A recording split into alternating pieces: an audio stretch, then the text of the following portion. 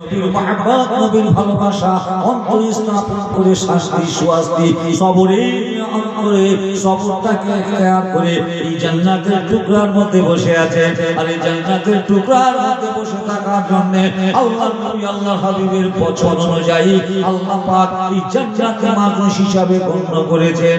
শুধু তাই নয়, আল্লাহ পাক আল্লাহ রাব্বুল আলামিন আমাদের এই কর্ম, আমাদের এই চর্চা, মনে করি এই কর্মের দ্বারা দিয়ে, এই সবরের দ্বারা দিয়ে আল্লাহ যদি খুশি হয়ে যায়, আল্লাহ যদি রাজি হয়ে যায়, আল্লাহ যদি সন্তুষ্ট হয়ে যায়, আমার আল্লাহ পাক ময়দানে মাহশরে কিয়ামত তানাদের দিনে, ময়দানে মাহশরে কিয়ামত তানাদের দিনে, জটিল সমস্যার দিনে আমার আল্লাহ তিনি নাজাতের ওসিলা বানিয়ে দিতে পারে।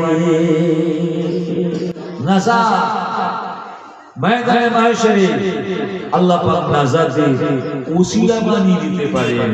তাই আল্লাহ পাক আমাদেরকে সেরকম একটা জান্নাতের বাগিচা সাময়িক সময় প্রয়াসে আমাদের তরুণ তুর্কি নওজোয়ান যুবক ছেলেরা এই মোড়ের মাথায় এই রকম একটা ব্যাকের মুখে জলসাটা কায়েম করেছেন। এই জলসা আল্লাহ তাআলা তিনি কিয়ামত পর্যন্ত কবুল করে এই আপনার দুর্ঘটনা প্রবণ এলাকায় এইরকম জায়গায় আল্লাহ তাআলা বিপদ থেকে আল্লাহ হেফাজত করুন, দুর্ঘটনা থেকে আল্লাহ হেফাজত করুন। ইন্টার এলাকায় রাস্তাঘাটে মানুষজন আমরা চলাফেরা করি, আল্লাহ পাক জলসার ওসিলাতে যে যেখানে যে জায়গায় যাক না কেন আল্লাহ সকলকে হেফাজতের সঙ্গে কাজ কর্ম রাস্তাঘাটে চলার আল্লাহ তাআলা হেফাজতের সঙ্গে চলার তৌফিক দিন সকলে বলুন আমিন। বালা মুসিবত থেকে আল্লাহ তুমি হেফাজত করুন, সকলে বলুন আমিন। আমার ভাইরা, সেরকম একটা সুন্দর মাহফিলে আমরা কিছু শুনবো, বুঝবো, সেই অনুপাতে চলার চেষ্টা করবো।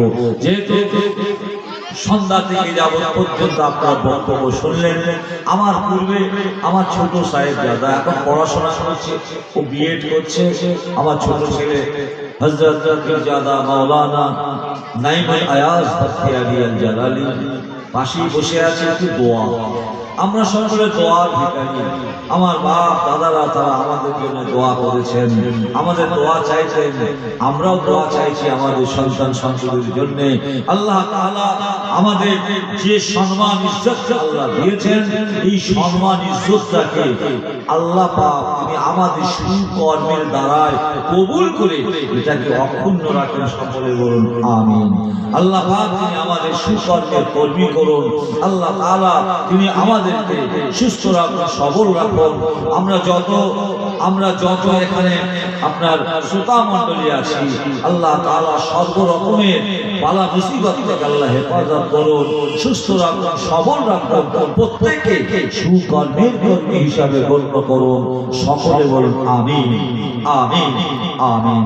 প্রিয় ভাইরা, আমরা শান্তি লাভ করতে গেলে, সুআস্তি লাভ করতে গেলে শান্তির দূত সাম্যবাদের সদাচারী জনাবে মুহাম্মদ রাসূলুল্লাহ সাল্লাল্লাহু আলাইহি ওয়াসাল্লামের নীতি আদর্শ ছাড়া, তার তাহজিব তামাদ্দুন ছাড়া, তার আচার আচরণ চাল চলন ছাড়া আমরা এখানে কিংবা ওখানে ইহলোকে পরলোকে দুনিয়া আখিরাতে কোথাও শান্তি আমরা লাভ করতে পারবো না। পারবো? রসুল ছাড়া আমাদের শান্তি হবে? রসুল ছাড়া আমাদের শান্তি হবে না। কেন? শান্তি লাভ করার জন্যই তো আল্লাহ পাক তাকে শান্তির দূত করেছিলেন। শান্তির জায়গা তিনি গিয়েছেন, সামনের জায়গা তিনি গিয়েছেন। তিনি হলেন আপনার আমার নবী, আপনার আমার প্রিয় নেতা হযরত মুহাম্মদুর রাসূলুল্লাহ সাল্লাল্লাহু আলাইহি ওয়াসাল্লাম। তাকে আল্লাহ তাআলা রাহমাতুল লিল আলামিন, আল্লাহ তাআলা তাকে দয়া প্রেরণ করেছিলেন। সেই দয়ার নবী মায়ার নবীকে কত কষ্ট করতে হয়েছে। আজকে আমরা নির্দ্বিধায় নির্বিঘ্নে এই জায়গায় যেখানে পেরেছি আসন গ্রহণ করছি, যে জায়গায় আমার মন চেয়েছে আমি সেখানেই বসেছি। এখানে কোন রকম উঁচু নিচু, বড়লোক গরিব লোক, পরিষ্কার কালো বেটে লম্বা চওড়া, কোন রকম এখানে আপনার বাধা নেই।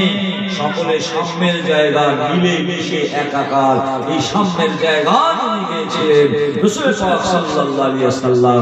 আজ আমরা মিলে মিশে এখানে একাকার হয়েছি, আমাদের কেউ আলা সৃষ্টি করে না যে ওই জায়গায় যাওয়া নিষেধ। কেউ বলছে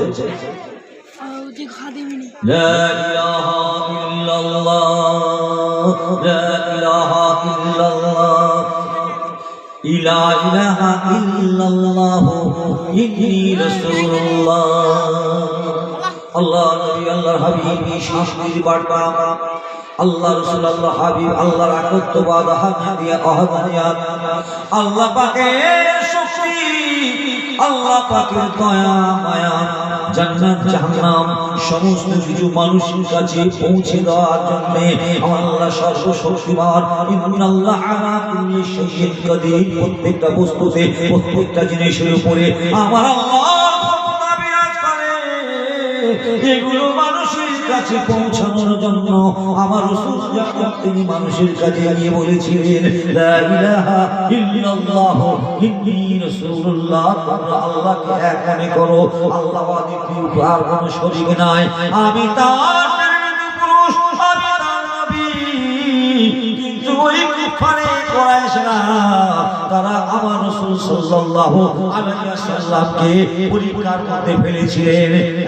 গরীব গোরাবা, বাপ নেই, মা নেই, ধন নেই, দৌলত নেই, আর কিছুই নেই, এরকম নিশ্চয় একজন সে বলে আমি নবী, যে আল্লাহ পাকের